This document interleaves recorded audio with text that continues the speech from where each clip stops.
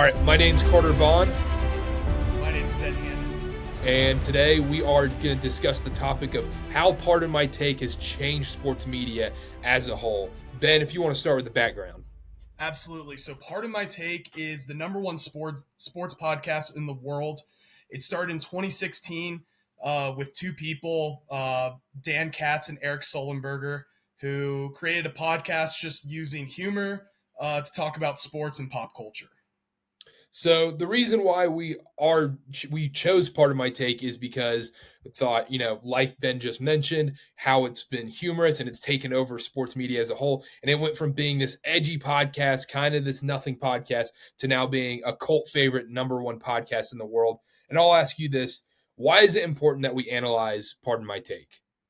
It's important that we analyze it because it's important to understand why it's number one. It's important to understand what makes people tick, what makes people really like Pardon My Take. You talked about that cult-like following. It's important to analyze, especially since Pardon My Take is a unique podcast. What are those unique qualities that really draw people in? And then the other thing I wanted to touch on was, what does Pardon My Take do for culture at large? If any kid between 18 to 24, any college age kid is listening to Pardon My Take, if they're into sports, it's the number one podcast. It's edgy, it's in your face, and it's changed sports fans as a whole and how people watch sports, look at sports, analyze sports, and that's what we really want to dive deep into. And then last, I'll ask you this: what is the function of Pardon My Take? The function of Pardon My Take is to inform, but more or less just entertain the audience. It's about sports, but a big thing is that they're very humorous. They're very comical. It's a funny podcast, and that's why a lot of people like it. So really just to entertain people. They've always talked about on there that there's a lot of real life hard things going on in people's lives, and they wanted to use Pardon My Take as something to relax and to enjoy and to have fun with. We're going to be analyzing it through the method of media ecology. The definition of media ecology is the study of media environments, the idea that technology and techniques, modes of information, and codes of communication play a leading role in human affairs. So we're going to be analyzing it based off that definition and from other definitions from other scholars and throughout history and all that. So analyzing Pardon My Take, how much would you say Pardon My Take has affected sports media and culture as a whole, Ben? I would say it's affected it a lot. Basically because not only is Pardon My Take one of the most popular sports podcasts or forms of media out there, but it also does it in its own way. It's not focused on being politically correct. It's not focused on doing things the corporate buttoned up way. It's trying to appeal to a younger audience, to young males, basically from I'd say 18 to 30, maybe 16 to 30, somewhere in that range. So Pardon My Take is focused on being different from the norm, and for that reason, it's definitely differed how sports media works now, I would say. What would you say separates it from all these other millions of podcasts and other shows? I think you kind of hit it on the nail that, Yeah. okay, yeah, they're, they don't care about being politically correct. They're a little edgy, sort of say. What would you say is what separates them? I would say they come across as authentic. Sort of along the same lines that we were talking about earlier. You can tell watching or consuming sports media or media in general from different outlets that they're very buttoned up. There's very much a formula for how they do things. In Pardon My Take, they throw those formulas or throw those like rules or codes that they abide by just out the window. They're authentic. They're themselves. You feel like you know that person, whereas you watch other media like ESPN and you feel like you're getting the TV version of that person, but you're not getting that real person. Whereas Pardon My Take, the main characters on there, you feel like you know them personally, and you feel like the way they're acting and behaving is the way that they actually are. So do you want to go ahead and read that media ecology definition from Neil Postman? Yeah, absolutely. And it says here that media ecology looks into the matter of how media of communication affects human perception, understanding, feeling, and value, and how our interaction with media facilitates or impedes our chances of survival, Yeah, that's from Neil Postman from the 1985 reading, Amusing Ourselves to Death. So let's dive in based off this. How has Part of My Take's rise and influence affected human perception of sports and culture? I would really say that the perception is different because it's it's one of those things that sports is, as I said earlier, I feel like I'm sort of beating a drum here, but that all sports media comes across as very much like the same. It's like copy and paste. Whereas part of my take is doing the best that they can to make it more authentic, and not only that, but fun. They use a lot of humor along with just being like sports media. They incorporate. It's really a comedic podcast or a comedic show. They're more or less sort of like stand-up comedians who talk about sports, and that's what makes it different from really other media outlets. I would say the same thing, and I just think it's just by doing that, it's created this cult following that is Yeah. huge now. And the last thing we'll discuss here is author Marshall McLuhan discusses the medium is the message about media ecology. So, how do you think Part of My Take's medium, so their distribution of their social media, their podcast form, YouTube, all that kind of stuff, how is that attributed to their success? Because you see, if you're on Twitter, you're on TikTok, you see their clips constantly. It's this different medium instead of the traditional cable news or ESPN sort of thing. Well, I think that the way that they distribute it is to the audience that they're trying to reach. For maybe our parents who are, 50, 60 years old, they're more likely to be viewing their media from cable television, just from the internet, like searching on Google Chrome or Internet Explorer.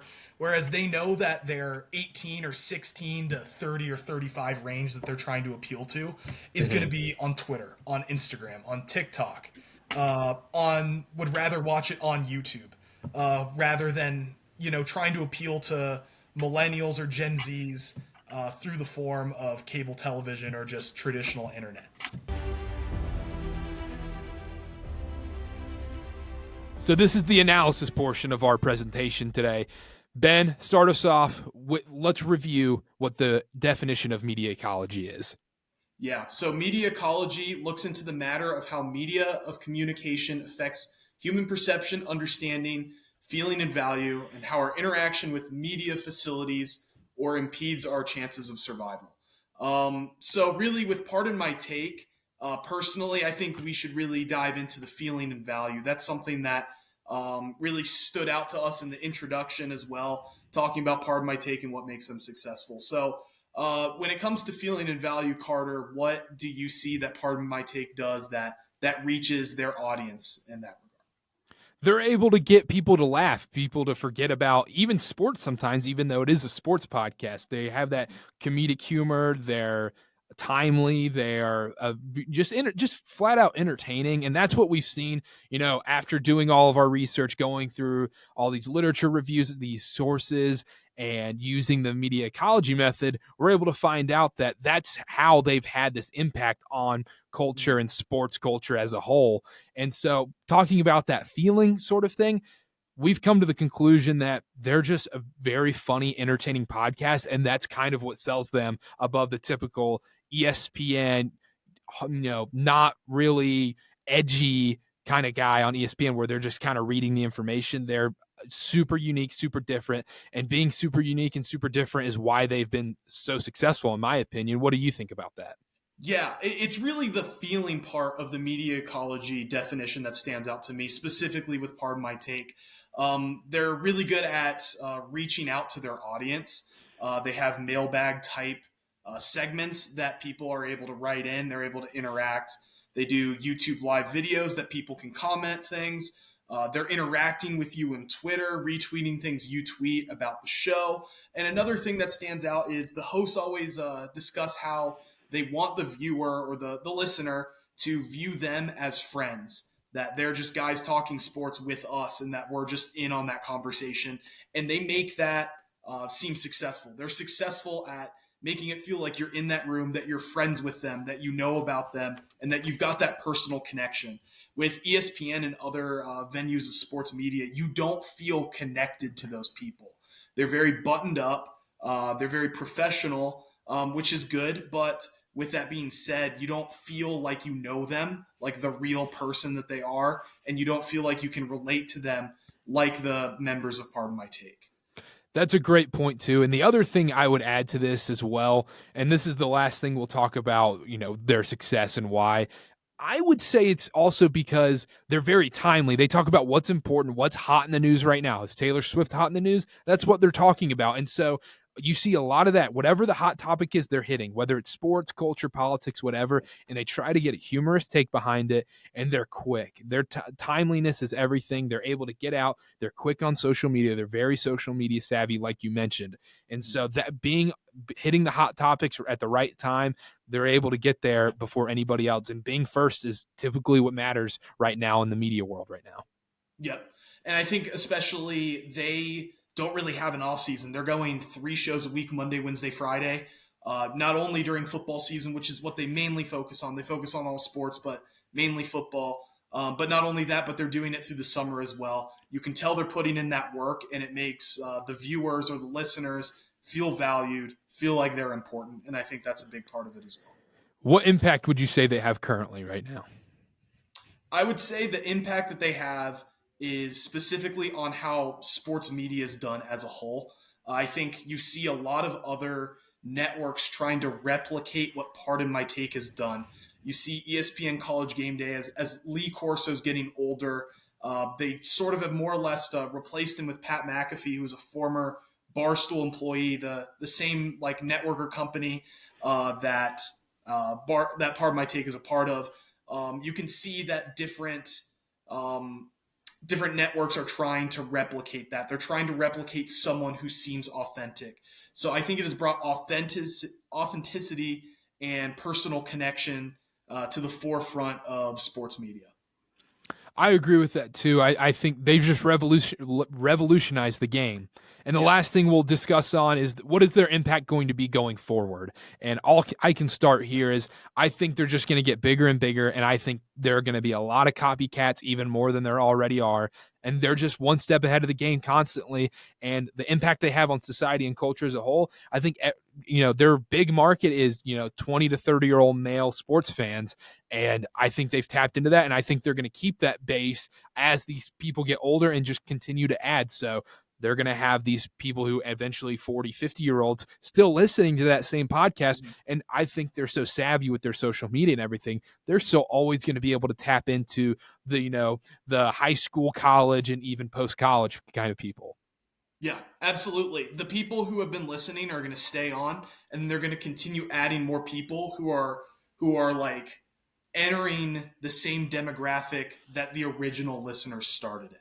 And by doing that, they're going to naturally increase. And I agree. I think that their following is just going to get bigger and bigger. Their platform is going to get bigger and bigger, meaning that what they say, their opinions on things are, they're going to have a bigger platform. People are going to agree with them. And as you said, I think there's going to be a lot more copycats as well. Networks such as ESPN and Fox are going to continue trying to copy indirectly what they're doing to try to tap into that market as well. 100% agree. And that's the end of our presentation.